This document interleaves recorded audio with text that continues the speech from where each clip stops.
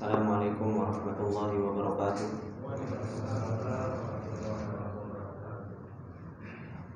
Innal hamdalillah nahmaduhu wa nasta'inuhu wa nastaghfiruh wa na'udzu billahi min shururi anfusina wa min sayyiati a'malina. May yahdihillahu fala mudilla lahu wa may yudlil fala hadiya lahu. Asyhadu an la ilaha illallah wahdahu la syarika lah wa asyhadu anna Muhammadan abduhu wa rasuluh salawatullahi wa salamuhu alaihi. Ya ayyuhalladzina amanu taqullaha haqqa tuqatih wa la tamutunna illa wa antum muslimun. Ya ayyuhalladzina amanu taqullaha wa qulu qawlan sadida yuslih lakum a'malakum wa yaghfir lakum dhunubakum. Wa may yuti'illaha wa rasulahu faqad faza fawzan 'azima. Amma ba'du, fa inna asdaqal hadithi kitabullah wa khairal hadi hadi Muhammadin sallallahu alaihi wasallam wa syarrul umuri muhdatsatuha fa inna kulla muhdatsatin bid'ah wa kulla bid'atin dhalalah wa kulla dhalalatin finnar. Allahumma la ilma lana illa ma 'allamtana innaka antal alimul hakim. Allahumma arzuqna ilman nafi'an wa rizqan thayyiban wa amalan mutaqabbala. Allahumma 'allimna ma yanfa'una wa zidna ilma. Rabbi shrah li sadri wa yassir li amri wahlul 'uqdatam min lisani yafqahu qawli. Rabbi zidna ilma warzuqna fahma. Ikhwani fillah rahimani wa rahimakumullah jami'an. Alhamdulillah, puji dan syukur kembali kita panjatkan kepada Allah Subhanahu wa taala atas segala nikmat yang Allah Subhanahu wa taala tak henti-hentinya memberikan nikmat tersebut kepada kita semua.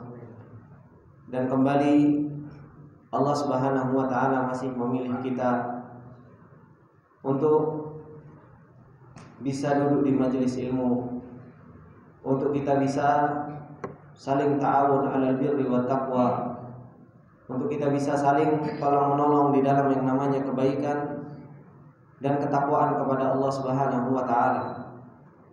Karena sesungguhnya duduknya kita di majelis ilmu, karena sesungguhnya duduknya kita di majelis ilmu ini adalah merupakan sebab yang Allah Subhanahu wa taala bentangkan kepada kita untuk kita bisa membenarkan jiwa-jiwa kita, untuk kita bisa membenarkan hati-hati kita. Dan ini yang harus menjadi sebuah perhatian bagi seorang muslim di dalam perjalanan dia menuju Allah Subhanahu wa taala. Bagaimana seseorang berusaha untuk memperhatikan hatinya, berusaha untuk memperhatikan jiwanya. Karena sesungguhnya orang-orang yang mereka akan bertemu dengan Allah Subhanahu wa taala dengan kebahagiaan, dengan keberhasilan, mereka adalah orang-orang yang membawa hati yang selamat. Ya Allah Subhanahu wa taala firmankan, yauma la yanfa'u malun wala banun illa man atallaha biqalbin salim. Hari di mana tidak ada manfaat sedikit pun harta seseorang, anak seseorang, kecuali seseorang itu datang kepada Allah Subhanahu wa taala dengan hati yang selamat, dengan hati yang bersih, dengan jiwa yang benar. Itulah kebahagiaan yang hakiki yang akan kita bawa sampai kita bertemu dengan Allah Subhanahu wa taala. Maka ikhwani fillah rahimani wa rahimakumullah jami'an, ketika Allah Subhanahu wa taala membentangkan kepada kita, memudahkan kepada kita untuk kita bisa talabul ilmi, membenarkan hati kita, mensucikan jiwa kita, ini adalah merupakan nikmat yang paling besar yang seorang hamba sepatutnya untuk mempunyai ihtimam, mempunyai perhatian yang besar di dalam dia membenarkan jiwanya dan membenarkan hatinya. Makanya Ibnu Qayyim rahimahullahu taala di akhir-akhir tulisan beliau, yaitu Risalah Tabukiyah, ketika beliau mengatakan man aslaha sariratahu aslahallahu alaniyatahu. Barang siapa yang terus menerus memperbaiki sariratahu, terus menerus memperbaiki hatinya, terus menerus memperbaiki jiwanya, Allah Subhanahu wa taala akan memperbaiki zahirnya, alaniyatan. Wa man aslaha bainahu wa bainallah aslahallahu bainahu wa bainan nas. Barang siapa yang memperbaiki hubungan antara dirinya dengan Allah Subhanahu wa taala, Allah Subhanahu wa taala akan memperbaiki hubungan dia dengan manusia. Ini yang dikatakan oleh Ibnu Qayyim rahimahullahu taala, yang menganjurkan kepada kita sebagai seorang hamba Allah Subhanahu wa taala yang akan berjalan terus menuju Allah Subhanahu wa taala, untuk kita mempunyai ihtimam, mempunyai perhatian terhadap hati kita dengan Allah Subhanahu wa taala, hubungan batin kita dengan Allah Subhanahu wa taala. Kemudian ikhwani fillah rahimani wa rahimakumullah jami'an. Di pertemuan yang lalu kita telah membahas tentang firman Allah Subhanahu wa taala yang Allah Subhanahu wa taala katakan di dalam surat Yusuf ayat yang ketiga, ketika Allah Subhanahu wa taala mengatakan nahnu naqussu 'alaika ahsanal qasas bima auhayna ilaika hadzal qur'an wa in kunta min qablihi laminal ghafilin. Kata Allah Subhanahu wa taala, kami mengisahkan kepadamu wahai Muhammad yaitu sebaik-baik kisah. Dan kita sudah menjelaskan kenapa kisah-kisah Allah Subhanahu wa taala di dalam Al-Qur'an itu disebut dengan ahsanul qasas, yaitu sebaik-baik kisah. Dengan apa-apa yang kami telah wahyukan kepadamu wahai Muhammad pada Al-Qur'an ini. Dan sebelum itu engkau termasuk di antara orang-orang yang ghafil, orang-orang yang tidak mengetahui, orang-orang yang engkau tidak mengetahuinya. Kemudian Allah Subhanahu wa taala melanjutkan firman Allah Subhanahu wa taala di ayat yang keempat sampai ayat yang keenam. Ketika Allah Subhanahu wa taala mengatakan id qala yusufu li abihi ya abati inni ra'aitu ahada asyara kawkaban wasyamsa wal qamara ra'aituhum li sajidin. Qala ya bunayya la taqsus ru'yaka ala ikhwatika fayakidu laka kaida innasyaitana lil insani aduwwun mubin wa kadzalika yajtabika rabbuka wa yu'allimuka min ta'wilil ahadits wa yutimmu ni'matahu 'alaika wa 'ala ali ya'qub kama atammaha 'ala abawayka min qablu ibrahim wa ishaq inna rabbaka 'alimun hakim. Allah Subhanahu wa taala setelah menceritakan bahwasanya Allah akan menceritakan ahsanal qasas, sebaik-baik kisah. Allah Subhanahu wa taala di ayat selanjutnya langsung menceritakan tentang Nabi Yusuf alaihi salam. Ketika Allah Subhanahu wa taala mengatakan id qala Yusuf, ingatlah ketika Nabi Yusuf berkata li abihi kepada bapaknya. Apa yang dikatakan oleh Nabi Yusuf alaihissalam kepada bapaknya? Ya abati, wahai bapakku, inni ra'aitu ahada asyara kawkaba wasyamsa wal qamara ra'aituhum li sajidin. Sesungguhnya aku telah melihat 11 bintang dan matahari dan bulan ra'aituhum li sajidin. Saya melihat mereka sujud kepadaku. Ini yang Nabi Yusuf alaihi salam sampaikan kepada bapaknya, bahwasanya di dalam mimpinya Nabi Yusuf melihat 11 bintang dan matahari dan bulan sujud kepada Nabi Yusuf alaihi salam. Apa yang dikatakan oleh Syekh Sa'di rahimahullah taala ketika beliau mengatakan wa'lam annallaha dzakara annahu yaqussu ala rasulihi ahsanal qasasi fi hadzal kitab. ثم ذكر هذه القصة وبسطها وذكر ما جرى فيها فعلم بذلك أنها قصة تامة كاملة حسنة. Kata Syekh Sa'di rahimahullah ta'ala, ketika Allah Subhanahu wa ta'ala menyebutkan bahwasanya Allah akan menceritakan kisah yang paling baik di dalam kitab ini, kemudian Allah Subhanahu wa taala menyebutkan kisah dan panjang lebar di dalam kisahnya Nabi Yusuf. Ini menunjukkan bahwasanya kisahnya Nabi Yusuf alaihi salam itu adalah merupakan kisah yang sempurna. kisah yang baik, kisah yang di dalamnya ada kaedah-kaedah hidup yang harus kita praktekkan di dalam kehidupan kita juga. Di sana ada kisah yang ada ibrah, yang ada faedah-faedah yang bisa kita ambil dari kisah-kisah tersebut, sehingga kita bisa berjalan bertemu dengan Allah Subhanahu wa taala. Kisah kita pun menjadi ahsanul qasas. Kisah kita pun akan menjadi kisah yang indah ketika kita berjalan menuju Allah Subhanahu wa taala. Makanya beliau mengatakan fa'alal abdi ayyafhama 'anillahi ma qassahu. Maka wajib bagi seorang hamba untuk memahami dan senantiasa memahami apa yang Allah Subhanahu wa taala kisahkan. Allah Subhanahu wa taala mengisahkan kepada kita kisah Nabi Yusuf ini berada di dalam Al-Qur'an. Bahkan Allah Subhanahu wa taala jadikan surat khusus. Maka hendaknya seorang hamba dia memahami apa yang Allah Subhanahu wa taala kisahkan. Wa yad'u ma siwa dzalika mimma laysa 'ala Nabi sallallahu alaihi wasallam yanqul, dan meninggalkan kisah-kisah yang tidak ada faedahnya. Betapa banyak bapak-bapak yang dimuliakan oleh Allah Subhanahu wa taala kita mengisahkan kepada anak-anak kita. Kisah-kisah yang mungkin di sana enggak tahu kita apakah kisah tersebut benar adanya, apakah kisah tersebut mempunyai faedah. Kita lebih mengisahkan kepada anak-anak kita, kepada anak-anak kecil kita dengan kisah-kisah yang kadang enggak tahu alurnya kemana, enggak tahu kebenarannya sahih atau enggak. Akan tetapi kita banyak meninggalkan kisah-kisah yang Allah Subhanahu wa taala sudah kisahkan di dalam Al-Qur'an, yang jelas-jelas di dalamnya ada kaedah-kaedah. Di dalamnya jelas-jelas ada ibrah, ada hikmah, ada faedah di dalamnya.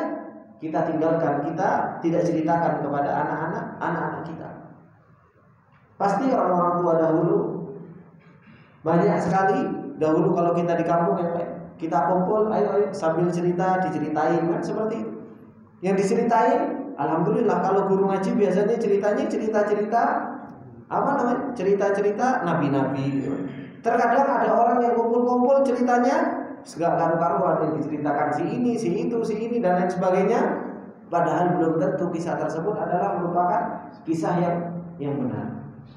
Makanya Allah Subhanahu wa taala mengatakan di dalam ayat yang keempat di dalam surat Yusuf ini, apa kata Allah Subhanahu wa taala? Idz qala Yusufu li abihi abati. Ingatlah ketika Nabi Yusuf alaihi salam berkata kepada bapaknya. Nabi Yusuf alaihi salam, bapak-bapak yang dimuliakan oleh Allah Subhanahu wa taala. Nabi Yusuf ini adalah orang yang mulia. Bahkan Rasulullah sallallahu alaihi wasallam mengatakan di dalam hadisnya yang diriwayatkan oleh Abu Hurairah dan disahihkan oleh Syekh Albani, beliau ini Nabi Yusuf adalah Al-Karim, Ibnul Karim, Ibnul Karim, Ibnu Khalilillah. Nabi Yusuf alaihi salam adalah orang yang mulia, anaknya orang yang mulia, anaknya orang yang mulia, anaknya kekasihnya Allah Subhanahu wa taala. Ini Nabi Yusuf alaihi salam. Karena Nabi Yusuf alaihi salam bapaknya adalah seorang nabi, kakeknya seorang nabi, buyutnya adalah kekasih Allah Subhanahu wa taala. Bapaknya Nabi Yakub, kakeknya Nabi Ishak, buyutnya adalah Nabi Ibrahim alaihissalam. Yang Rasulullah sallallahu alaihi wasallam juga mengatakan akramun nas Yusuf, Nabiullah, ibnu Nabiyillah, ibnu Khalilillah. Orang yang paling mulia kata Rasulullah sallallahu alaihi wasallam adalah Nabi Yusuf. Anaknya Nabi, kakeknya Nabi, buyutnya juga kekasihnya Allah Subhanahu wa taala. Allah Subhanahu wa taala ketika menceritakan tentang Nabi Yusuf alaihi salam, apa yang Allah Subhanahu wa taala berikan kepada Nabi Yusuf? Nabi Yusuf diberi tautiah, diberi muqaddimah, diberi pendahuluan oleh Allah Subhanahu wa taala. Ketika Nabi Yusuf sudah mulai beranjak besar, di umur-umur Nabi Yusuf alaihi salam sudah mulai mengerti, sudah mulai balik, sudah mulai rusyd, Allah Subhanahu wa taala berikan mimpi kepada Nabi Yusuf. Apa mimpinya Nabi Yusuf alaihi salam? Dia ceritakan kepada bapaknya, "Ya abati, inni ra'aitu ahada asyara kaukaba wasyamsa wal qamara ra'aituhum li sajidin. Itu mimpinya Nabi Yusuf alaihissalam. Ya wahai bapakku, saya mimpi ada 11 bintang.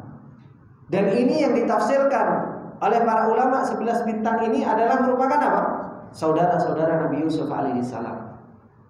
Wasyamsa wal qamara, asyams itu adalah ibunya, al-qamar adalah bapaknya. Ra'aituhum li sajidin, saya melihat mereka sujud kepadaku. Ini menunjukkan bahwasanya Nabi Yusuf alaihissalam itu mau dimuliakan oleh Allah Subhanahu wa taala. Dari kecil Nabi Yusuf alaihissalam sudah dikasih muqaddimah, dikasih pendahuluan oleh Allah Subhanahu wa taala bahwasanya dia akan menjadi orang yang mulia. Dia akan menjadi orang yang diangkat derajatnya oleh Allah Subhanahu wa taala. Bukankah ini nihayah? Bukankah ini hasil akhir? Tetapi Allah Subhanahu wa taala mulai ceritanya dengan hasil akhirnya ini. Allah Subhanahu wa taala memulai ceritanya justru malah hasilnya ditampakkan lebih dahulu. Supaya apa? Supaya kita tahu bagaimana sih perjalanannya gitu. Endingnya sudah diberitahu oleh Allah Subhanahu wa taala. Nihayahnya, akhirnya Allah Subhanahu wa taala memuliakan Nabi Yusuf alaihissalam. Sudah diceritakan oleh Allah Subhanahu wa taala bahwasanya Nabi Yusuf adalah orang yang akan dimuliakan oleh Allah Subhanahu wa taala. Dan Nabi Yusuf alaihissalam pun ketika bercerita kepada bapaknya pun sudah mengetahui bahwasanya Nabi Yusuf akan menjadi orang yang dimuliakan oleh Allah Subhanahu wa taala. Akan tetapi Nabi Yusuf ketika mengetahui bahwasanya dia akan dimuliakan oleh Allah Subhanahu wa taala, bukan terus Nabi Yusuf lenggang kampung, wis lah, saya anaknya Nabi, saya itu cucunya Nabi, santai saja saya. Enggak, tapi Nabi Yusuf alaihi salam tetap menjalani sebuah proses hidup. Tetap menjalani sebuah proses hidup sampai Allah Subhanahu wa taala betul-betul memuliakan Nabi Yusuf alaihi wasallam. Nabi Yusuf alaihi salam tetap apa? Mengambil sebab untuk menjadi orang yang mulia. Tetap berbuat taat kepada Allah Subhanahu wa taala. Tetap menjadi orang yang baik. Makanya ini yang Allah Subhanahu wa taala jadikan Nabi Yusuf menjadi orang yang mulia. Kemudian ikhwani fillah rahimani wa rahimakumullah jami'an. Apa yang dikatakan oleh Syekh Sa'di rahimahullah taala? Beliau mengatakan wa hakadha idza arada Allahu amran min al-umuri al-idhami qaddama baina yadayhi muqaddimatan. Kata Syekh Sa'di rahimahullah taala, seperti inilah Allah Subhanahu wa taala. Apabila Allah Subhanahu wa taala menginginkan suatu perkara dari perkara-perkara yang sangat agung, Allah Subhanahu wa taala kasih muqaddimah terlebih dahulu. Allah kasih muqaddimah atau pendahuluan terlebih dahulu. Tau'ti'atan lahu wa tashilan li amrihi. Sebagai bentuk dimudahkan bagi Allah Subhanahu wa taala. Makanya Allah Subhanahu wa taala kalau menginginkan sesuatu yang besar, Allah mudahkan. Allah Subhanahu wa taala akan mudahkan perjalanannya. Ketika Allah Subhanahu wa taala menginginkan kebaikan bagi seorang hamba, dimudahkan untuk thalabul ilmi, dimudahkan untuk di majelis ilmu, dimudahkan untuk melakukan ketaatan kepada Allah Subhanahu wa taala. Dan ini yang Allah Subhanahu wa taala katakan, wa amma man a'ta wattaqa wa saddaqa bil husna fasanuyassiruhu lil yusra. Adapun orang-orang yang dia bertakwa dan mau sedekah dan dia membenarkan Al-Qur'an, Allah Subhanahu wa taala fasanuyassiruhu lil yusra. Dimudahkan langkah kita untuk menuju surganya Allah Subhanahu wa taala. Makanya tanda-tanda kebaikan yang Allah Subhanahu wa taala berikan kepada seorang hamba yaitu ketika kita dimudahkan. Kita ngaji dimudahkan, sholat 5 waktu kok dimudahkan, berbakti kepada orang tua kok dimudahkan, kemudian sedekah kok dimudahkan. Alhamdulillah. Kita bersyukur kepada Allah Subhanahu wa taala dan terus kita minta shiratal mustaqim dijaga di jalan Allah Subhanahu wa taala sampai apa? Sampai ajal menjemput kita. Gak ada orang yang ngerasa selamat. Para anbiya saja mereka berdoa seperti yang didoakan Nabi Yusuf alaihi salam, tawaffani muslimah wa alhiqni bis-shalihin. Ya Allah, matikanlah aku dalam keadaan muslim. Maka ketika kita dimudahkan oleh Allah Subhanahu wa taala, jaga nikmat tersebut. Syukuri nikmat tersebut. Berarti kita diinginkan kebaikan oleh Allah Subhanahu wa taala. Kemudian Syekh Sa'di rahimahullah taala mengatakan wasti'dadan lima yaridu 'alal abdi minal masyaq. Begitu pula apa? Allah Subhanahu wa taala memberikan muqaddimah supaya seseorang itu siap-siap karena perjalanan dia menuju Allah Subhanahu wa taala. Orang yang akan dimuliakan oleh Allah Subhanahu wa taala bukan orang-orang yang akan dibiarkan oleh Allah. Pasti akan diuji oleh Allah Subhanahu wa taala. Kalau kita mau dimuliakan oleh Allah Subhanahu wa taala, pasti ujiannya akan semakin banyak. Makanya Rasulullah sallallahu alaihi wasallam mengatakan asyaddul bala'i al-anbiya, tsumma al-amthal fal-amthal.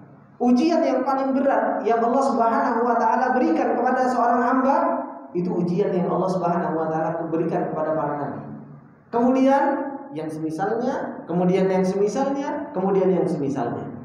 Kalau kita ingin dimuliakan oleh Allah Subhanahu wa taala, kita harus siap-siap. Ujian Allah Subhanahu wa taala akan datang. Makanya Rasulullah sallallahu alaihi wasallam mengatakan juga di dalam hadis yang lain, apa kata Rasulullah sallallahu alaihi wasallam? Innallaha idza ahabba qauman ibtalahu. Allah Subhanahu wa taala kalau cinta kepada seorang hamba, Allah Subhanahu wa taala akan uji. Makanya kalau hidup kita kok banyak ujian, Pak, berarti apa? Itu tanda-tanda Allah Subhanahu wa taala itu cinta kepada kita. Gak usah khawatir. Kita diuji dengan harta, kita diuji dengan sakit, kita diuji dengan ketinggalan, ditinggalkan oleh orang yang kita cintai, kita diuji dengan ujian-ujian yang banyak, menunjukkan bahwasanya Allah Subhanahu wa taala itu cinta kepada kita. Hendaknya kita apa? Berjalan di atas kaidah. Bagaimana kalau kita diuji oleh Allah Subhanahu wa taala? Ya bersabar. Makanya Allah Subhanahu wa taala mengatakan apa? Wa basyiris sabirin. Berilah kabar gembira kepada orang-orang yang sabar, yang ketika dia diuji oleh Allah Subhanahu wa taala, dia bisa sabar dan dia bisa mengatakan inna lillahi wa inna ilaihi raji'un. Maka ini yang Allah Subhanahu wa taala sampaikan kepada kita semua. Kemudian Syekh Sa'di rahimahullahu taala beliau mengatakan wa anna dzalika la yakunu illa bi asbabin tataqaddamuhu min ijtiba'illahi lahu wastifa'i lahu wa itmami ni'matihi alaihim bil ilmi wal amali wat tamkini fil ardh. Beliau mengatakan, dan itu semua tidaklah Allah Subhanahu wa taala berikan kepada Nabi Yusuf, yaitu mimpi tersebut, kecuali apa? Kecuali sebab-sebab yang Allah Subhanahu wa taala berikan sebagai muqaddimah, sebagai pendahuluan bahwasanya Nabi Yusuf alaihissalam akan dipilih oleh Allah Subhanahu wa taala, dan Allah Subhanahu wa taala akan menyempurnakan nikmatnya kepada Nabi Yusuf alaihissalam dengan ilmu dan dengan amal, dan Allah Subhanahu wa taala akan mengangkat Nabi Yusuf alaihissalam di atas muka bumi. Makanya Allah Subhanahu wa taala mengatakan di ayat yang ke-6 ketika Allah Subhanahu wa taala mengatakan wa kadzalika yajtabika rabbuka wa yu'allimuka min ta'wilil ahadits. Begitulah Allah Subhanahu wa taala akan memilihmu dan akan mengajarimu dari ta'wilil ahadits, dari takwil mimpi. Wa yutimma ni'matahu 'alaika wa 'ala ali Yaqub, dan akan menyempurnakan atasmu nikmat-nikmat dan kepada keluarga Yaqub. Ini ikhwani billah rahimani wa rahimakumullah jami'an. Maka ketika Nabi Yusuf alaihissalam memberikan kabar kepada bapaknya bahwasanya dia bermimpi ada 11 bintang, matahari dan bulan itu sujud kepada dirinya. Apa yang dikatakan oleh bapaknya Nabi Yaqub alaihissalam kepada Nabi Yusuf alaihissalam? Beliau mengatakan qala ya bunayya la taqsus ru'yaka ala ikhwatika fayakidu laka kaida innasyaitana lil insani aduwwun mubin. Kata bapaknya ketika Nabi Yusuf bercerita, bapaknya mengatakan, "Ya bunayya, wahai anakku, la taqsus ru'yaka, jangan kau ceritakan mimpimu tadi. Ala ikhwatika, kepada saudara-saudara. Fayakidu laka kaida, sehingga mereka membuat makar kepadamu dengan sebenar-benar makar. Inna syaitana lil insani aduwwum mubin, sesungguhnya syaitan itu bagi manusia itu adalah musuh yang nyata." Bagaimana Nabi Yakub alaihi salam memberikan ilmu kepada kita semua agar kita menerapkan apa yang Nabi Yakub alaihi salam perintahkan kepada anaknya, yaitu kepada Nabi Yusuf alaihi salam. Yaitu ketika seseorang mau mendapatkan nikmat, jangan diceritakan kepada orang lain. Kalau seseorang itu mau mempunyai hajat, jangan diceritakan kepada orang lain. Kenapa? Takut orang lain itu hasad. Takut orang lain itu mempunyai hasad, dan akhirnya apa? Dia berusaha untuk menggagalkan nikmat tersebut dengan syaitan yang mempengaruhi orang tersebut. Makanya Nabi Yakub alaihi salam mengatakan, la taqsus ru'yaka ala ikhwatika, jangan engkau ceritakan mimpimu tersebut kepada saudara-saudara. Dan inilah yang diterangkan juga oleh para ulama, bahwasanya bahwasanya seseorang itu hendaknya menyembunyikan nikmat sampai nikmat tersebut itu muncul. Ini yang dikatakan oleh para ulama. Ketika para ulama mengatakan, menjelaskan di dalam tafsir Ibnu Katsir, ketika beliau mengatakan, wa min hadza yu'khadhu al-amru bi kitmanin ni'mah hatta tujadu wa tadhar.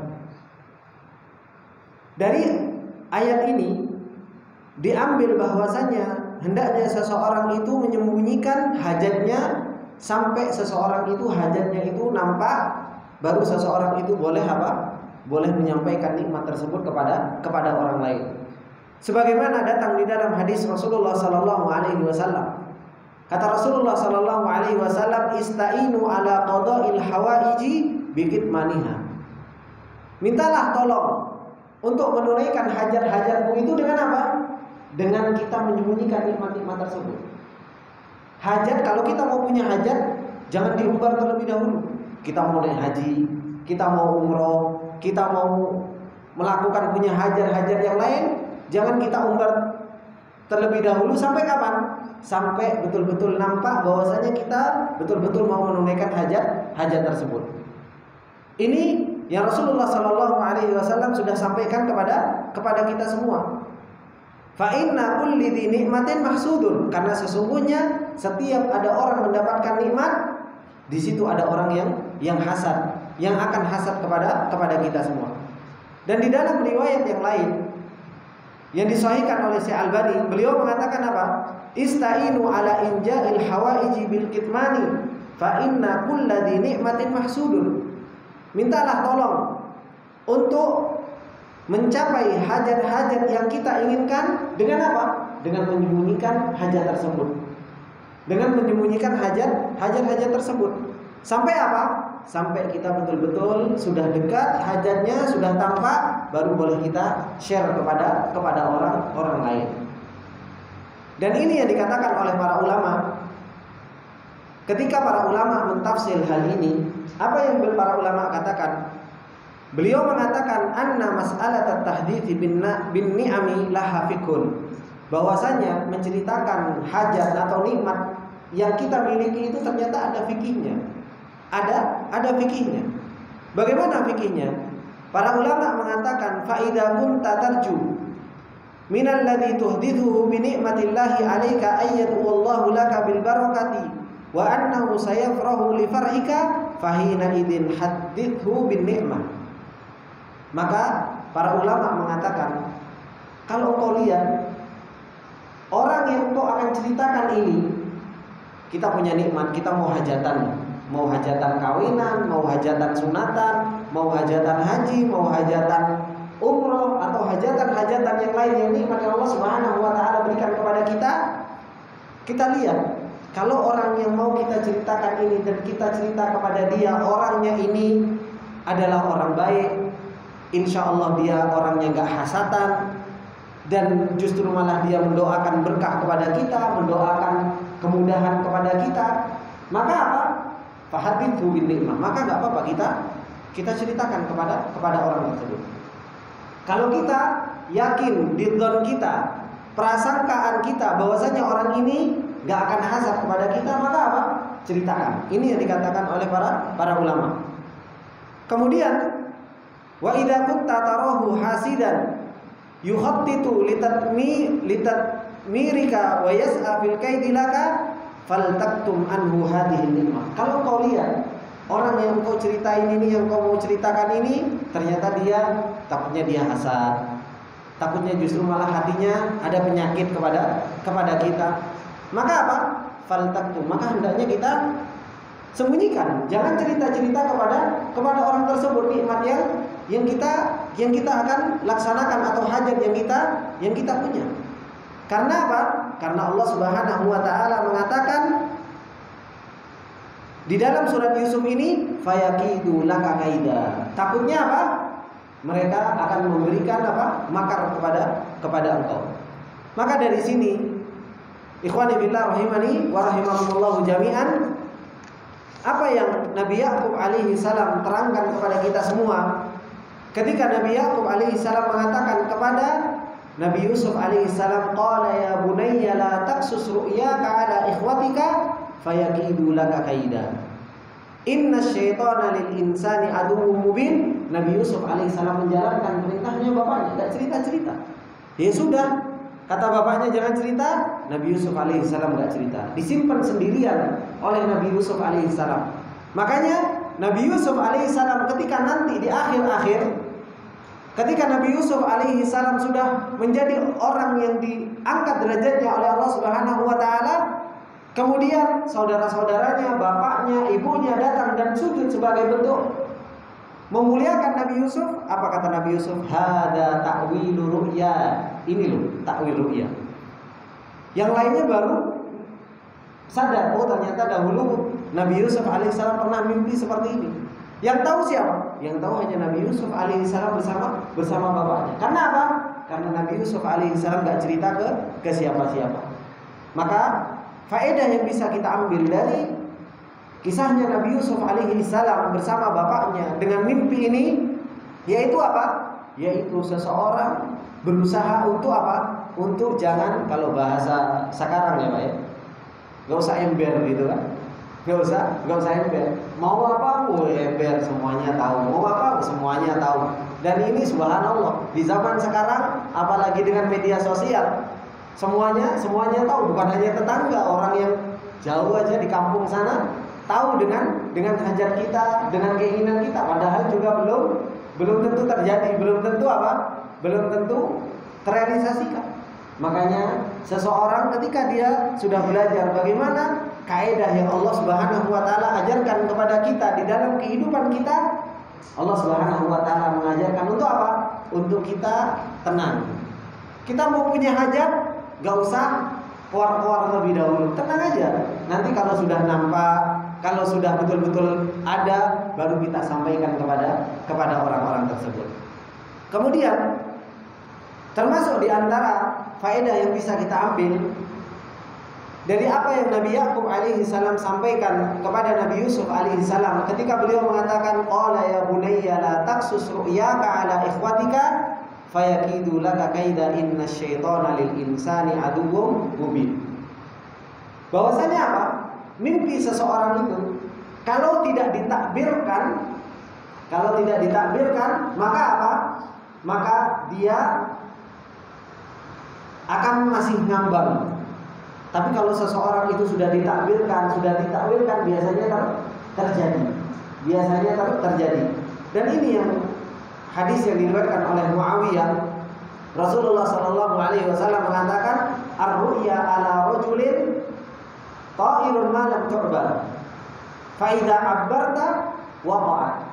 Mimpi itu, kata Rasulullah sallallahu alaihi wasallam, dia itu akan ngambang, enggak akan terjadi kalau belum ditakwilkan. Tapi kalau sudah ditakwilkan, maka biasanya terjadi.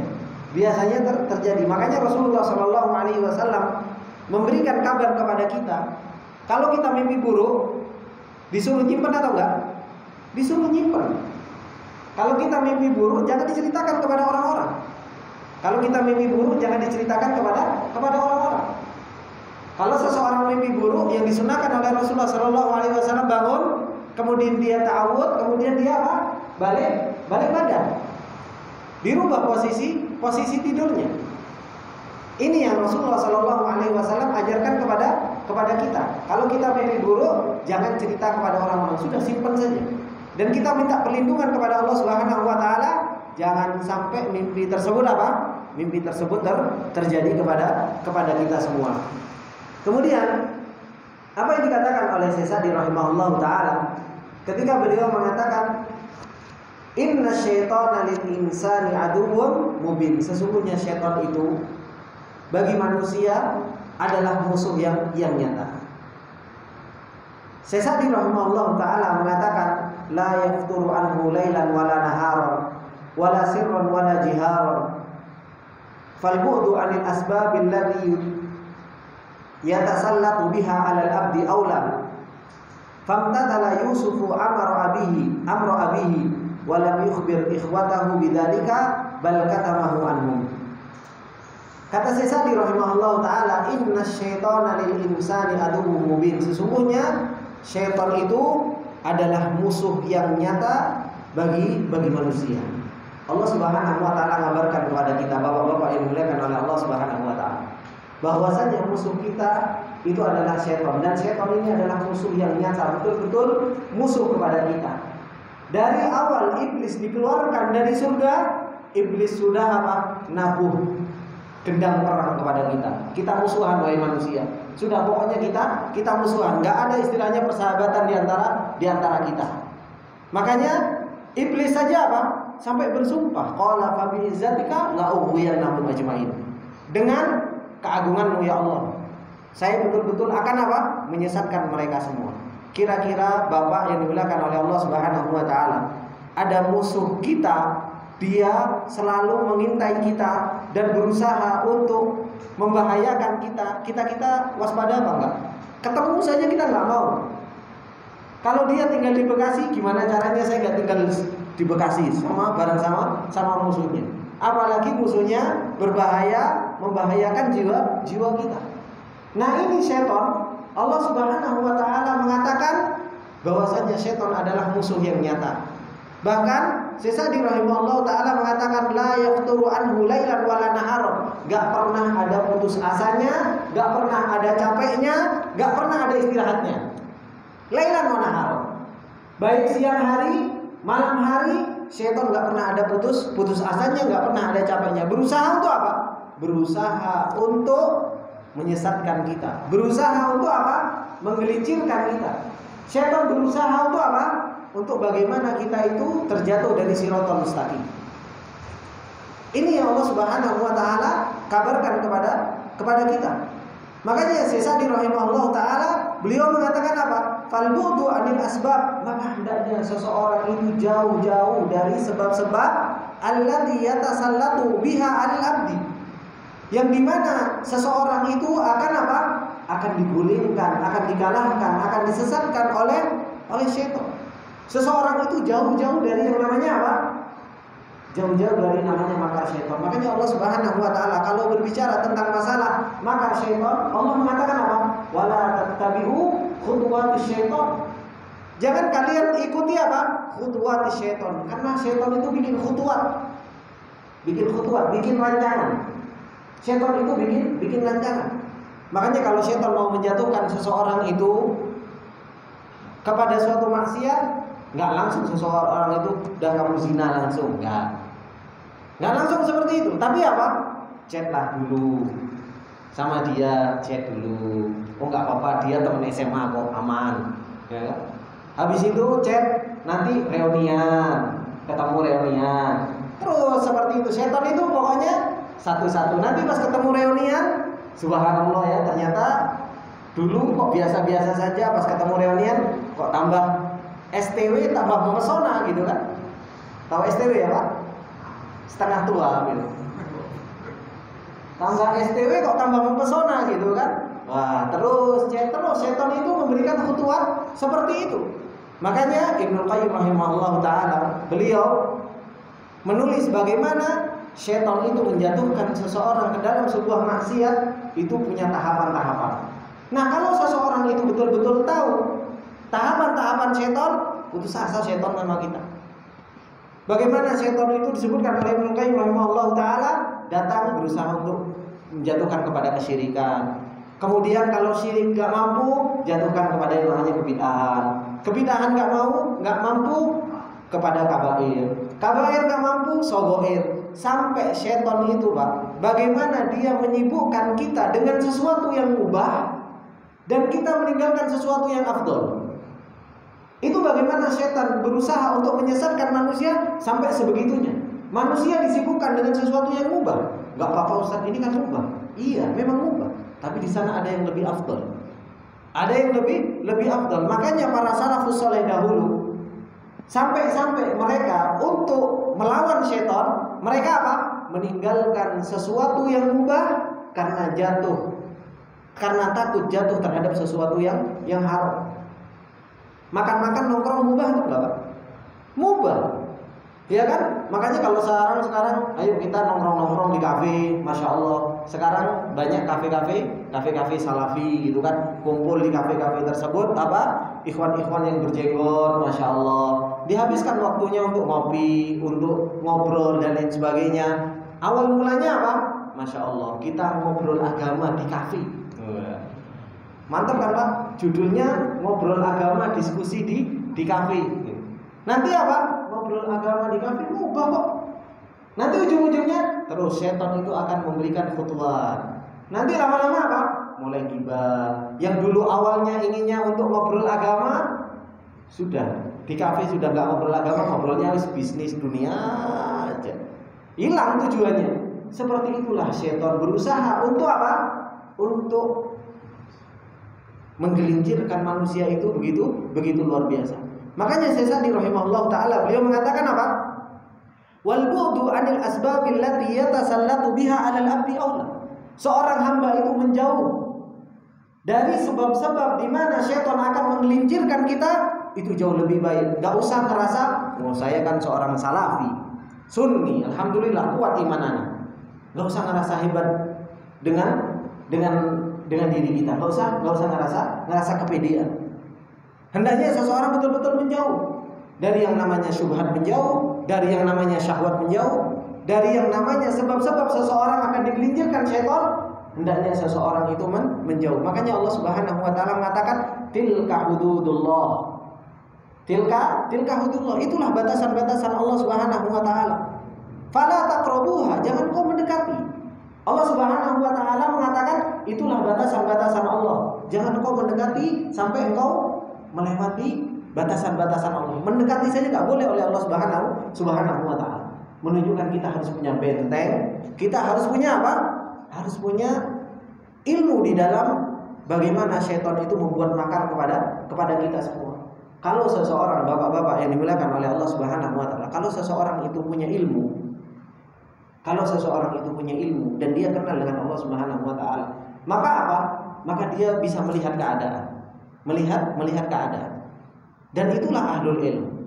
Orang berilmu itu dia tahu sebelum fitnah datang, dia tahu bahwasanya ini akan terjadi fitnah. Itu ahlul ilm. Orang yang membawa ilmunya Allah Subhanahu wa taala, fitnah masih jauh, masih di ujung sana, baru keluar sedikit, oh ini nanti ujungnya fitnah, nanti akan ke sini.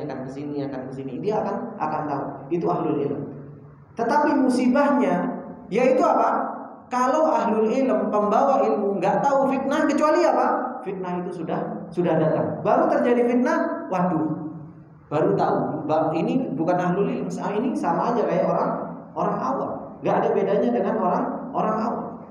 Nah, ahlul ilm, fitnah itu masih jauh. Setan sudah merancang bahwasanya setan akan merancang seperti ini.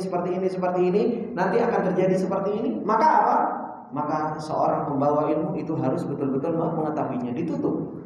Makanya ikhwani fillah rahimani wa rahimakumullah, di dalam syariat kita itu ada namanya apa? saddu ad-dara'i, yaitu menutup pintu-pintu syaitan. Itu kan ada. Dan itu harus cerdas kita di dalam memahami hal tersebut. Harus cerdas di dalam memahami hal tersebut. Gak usah jauh-jauh, di dalam rumah tangga kita saja. Di dalam rumah tangga kita saja. Kita harus cerdas. Istri ketika minta gini, anak ketika minta kayak gini, itu kan gak pernah lepas dari syaitan yang terus membisikkan, gitu. Apalagi istri yang sering punya komunitas, ngobrol sama tetangga, ngobrol sama ini, itu wah, syaitan banyak sekali bermain. Nah, kita sebagai kepala keluarga harus cerdas. Kalau saya kasih ini, fitnahnya nanti seperti apa? Kalau saya kasih ini, fitnahnya nanti seperti apa? Kita harus betul-betul menutup pintu-pintu syaitan supaya apa? Syaitan itu nggak masuk ke dalam keluarga kita, membisiki kita, hingga akhirnya apa? Hingga akhirnya syaitan mampu untuk mengalahkan kita dan menggelincirkan kita. Maka ini ikhwan fillah rahimani wa rahimakumullah jami'an. Ketika Nabi Yakub alaihi salam mengatakan kepada Nabi Yusuf alaihi salam, qala ya bunayya la taqsus ru'yaka ala ikhwatika fayakidu laka kaida. Innasyaitana lil insani aduwwun mubin. Nabi Yakub mengatakan, wahai anakku, la taqsus ru'yaka ala ikhwatika. Jangan engkau ceritakan mimpimu tersebut kepada saudara-saudaramu. Fayakidu laka kaida. Hingga akhirnya nanti mereka membuat makar kepadamu. Sesungguhnya syaitan itu bagimu adalah musuh yang paling nyata. Allah Subhanahu wa taala sudah mengabarkan kepada kita, bapak-bapak yang dimuliakan oleh Allah Subhanahu wa taala, dan inilah yang harus menjadi kaidah di dalam kehidupan kita. Syaitan sudah musuh, selamanya akan menjadi musuh bagi kita. Jangan pernah dijadikan teman. Dan sesungguhnya syaitan dan bala tentaranya, yaitu orang-orang kafir, mereka itu tidak punya jalan untuk bisa mengalahkan kita. Makanya Allah Subhanahu wa taala mengatakan, "Wa la yaj'alallahu lil kafirina 'alal mu'minina sabila." Allah Subhanahu wa taala itu tidak akan pernah menjadikan jalan bagi orang-orang kafir, yaitu bala tentaranya syaitan, itu bisa menggelincirkan kita, mengalahkan kita. Itu enggak akan pernah bisa memberikan jalan. Tidak akan pernah bisa masuk kepada kaum mukminin. Kapan mereka bisa masuk? Kapan mereka bisa menggelincirkan kita? Ketika kita buka pintu. Kalau kita buka pintu, maka apa? Maka syaitan, bala tentaranya, orang-orang kafir akan masuk, bisa mengalahkan kita. Ini yang dikatakan oleh para ulama. Kalau antum lihat di dalam tafsirnya, ini janji dari Allah Subhanahu wa taala, "Annallaha ja'ala lil kafiri sabilan idza nahnu naftah lil kafiri sabila." Syaitan, orang-orang kafir itu tidak akan pernah bisa menggelincirkan kita kalau kita tutup. Kalau kita buka, maka apa? Baru mereka bisa menggelincirkan kita. Baru mereka bisa menggelincirkan kita. Maka jangan sampai kita buka pintu. Kita harus betul-betul tutup rapat-rapat pintu-pintu syaitan itu masuk kepada kita. Harus betul-betul kita tutup rapat-rapat. Oh, ini jalan menuju kemaksiatan. Tutup. Jangan sampai. Betapa banyak sekarang pintu-pintu kemaksiatan dibuka, ya kan? Grup alumni itu salah satu apa? Salah satu pintu-pintu kemaksiatan. Chat itu pintu-pintu kemaksiatan yang banyak di zaman sekarang ini.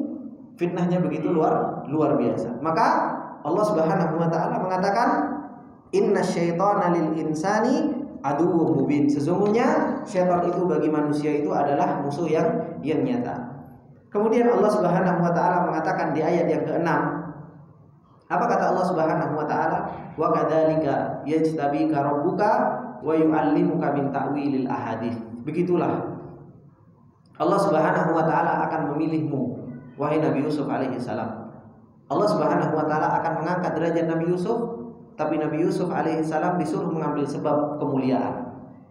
Wa yu'allimuka min ta'wilil ahadits, dan Allah Subhanahu wa taala akan senantiasa mengajarkan ilmu ta'wilur ru'ya kepada Nabi Yusuf alaihissalam. Wa yutimmu nikmatahu 'alaika, dan sebagai bentuk penyempurnaan Allah Subhanahu wa taala kepada Nabi Yusuf alaihissalam. Wa 'ala ali Yaqub, dan begitu pula kepada keluarga Nabi Yaqub alaihissalam.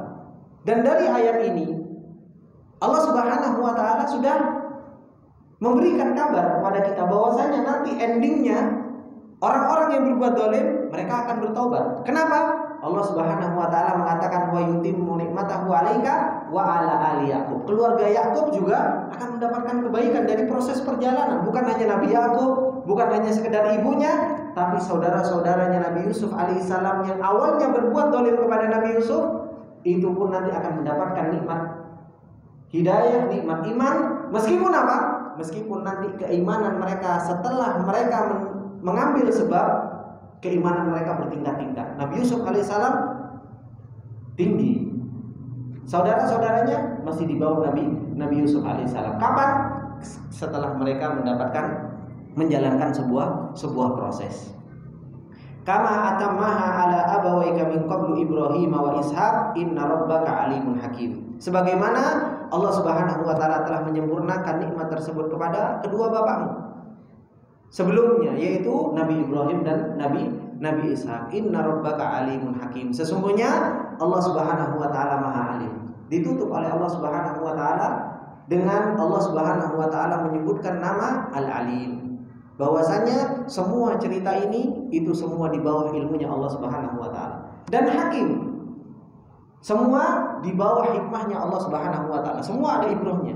Semua ada faedahnya. Semua ada kaidah-kaidah yang bisa kita ambil dan kita bisa terapkan di dalam kehidupan kita semua. Ini ikhwani fillah rahimani wa rahimakumullah jami'an. Insyaallah sedikit yang bisa kita ambil pelajaran dari apa yang Allah Subhanahu wa taala ceritakan tentang ahsanal qasas sebagai muqaddimah, sebagai tauthiah, pendahuluan tentang apa yang akan terjadi pada Nabi Yusuf alaihi salam dan perjalanan Nabi Yusuf alaihi salam menuju Allah Subhanahu wa taala. Insyaallah kita akan lanjutkan di pertemuan yang akan datang. Semoga ini yang sedikit bermanfaat buat kita semua. Apabila ada benarnya, itu datangnya semata-mata dari Allah Subhanahu wa taala. Apabila ada salahnya, itu datangnya dari saya pribadi, dan saya meminta maaf atas segala kesalahan dan khilafan. Saya tutup dengan doa kafaratul majlis. Subhanakallahumma wa bihamdika asyhadu an la ilaha illa anta astaghfiruka wa atubu ilaik. Assalamualaikum warahmatullahi wabarakatuh.